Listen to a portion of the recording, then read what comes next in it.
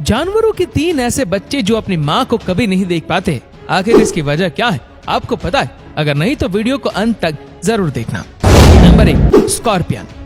दोस्तों, एक मादा बिच्छू अपने बच्चों को अपनी पीठ के ऊपर रखती है, जिसके कारण वो सही से चल भी नहीं पाती और ये बच्चे भी नीचे नहीं उतर सकते क्योंकि इनकी आंखें नहीं खुली होती और ये बहुत ही छोटे होते। और इसी वजह से भूख लगने पर सारे बच्चे अपनी माँ को ही धीरे धीरे खाना शुरू कर देते, जिस कारण ये कभी भी अपनी माँ को नहीं देख पाते।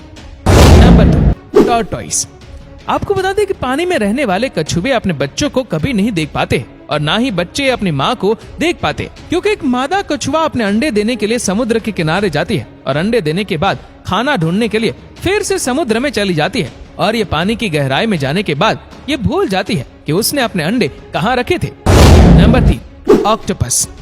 दोस्तों, ऑक्टोपस पानी में रहने वाला बहुत ही शांत जीव है जो कि समुद्र की असीम गहराइयों में रहना पसंद करता है। आपको बता दें कि मादा ऑक्टोपस एक बार में करीब 70 से 80 हजार अंडे देती है और ये अपने अंडों की देखभाल करने के लिए एक ही जगह पर बैठी रहती है। पर दुख की बात तो ये है कि अंडों से बच्चे निकलने से पहले ही भूख के कारण मादा ऑक्टोपस की मौत हो जाती है। दोस्तों, क्या आपको पता है कि सांप के बच्चे कैसे पैदा होते हैं? दरअसल इस दुनिया में जितने भी सांपों की प्रजातियां मौजूद है वो सब एक ही प्रोसेस से बच्चों को जन्म नहीं देते। एक सांप किस तरह अपने बच्चों को जन्म देगी वो उसकी प्रजाति पर डिपेंड करता है कि वो ओविपोरस है या फिर विविपोरस या फिर ओवोविविपोरस। क्योंकि वो ओविपोरस सांप होते हैं वो अंडे देते हैं और उनके बच्चों को ही पूरी मेहनत करके उन अंडों से बाहर निकलना पड़ता है। अंडों के अंदर जो बच्चे डेवलप होते हैं उनके मुंह में खास तरह के दांत होते हैं जिनका इस्तेमाल करके वो अंडे के शेल को तोड़कर बाहर आते। विविपोरस प्रजाति के सांप अंडे नहीं देते बल्कि इनके बच्चे एक योग सैक के अंदर डेवलप होते रहते और जब ये पूरी तरह से डेवलप हो जाते हैं तो सांप अपने बच्चों को जन्म दे देते।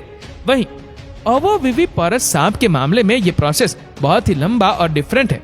यहाँ पर सांपों के बच्चों को अपनी माँ के पेट से निकलने के लिए काफी मेहनत करनी पड़ती है, क्योंकि जब ये अपनी माँ के पेट में होते हैं तभी इन्हें अंडे के शेल को तोड़ बाहर निकलना पड़ता है और ये खुद काफी स्ट्रगल करके पेट में से बाहर निकलते हैं। देखो, यहाँ एक आदमी हॉर्नेट को एक मीट का टुकड़ा लालच के रूप में देता है और तभी एक दूसरा आदमी इस हॉर्नेट के ऊपर एक सफेद पॉलिथीन को बांध देता है। अब आप लोग ये सोच रहे होंगे कि आखिर ये सब चल क्या रहा है।